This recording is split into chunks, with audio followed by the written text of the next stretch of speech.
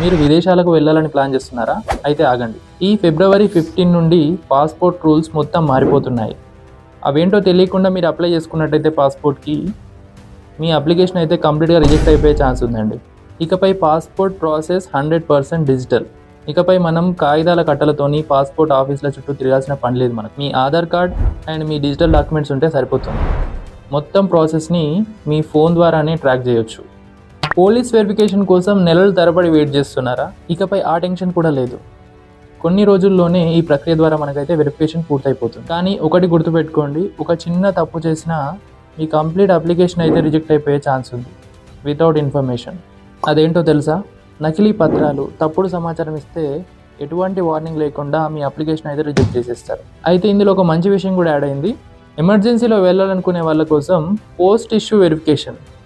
అంటే మీకు first passport issue చేస్తారు, దాని తర్వాత వెరిఫికేషన్ చేసుకుంటారు. ఇదొకటి చాలా మంచి విషయం యాడ్ అయింది ఈ కొత్త రూల్స్లో. ఇదండి ఇప్పటివరకు ఇన్ఫర్మేషన్ అయితే నా దగ్గర నుంచి ఒక చిన్న టిప్ మీకు అందరికీ.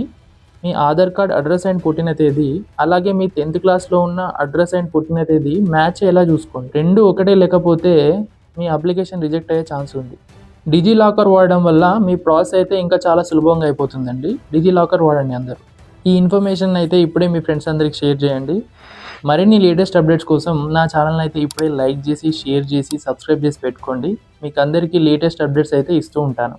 Thank you.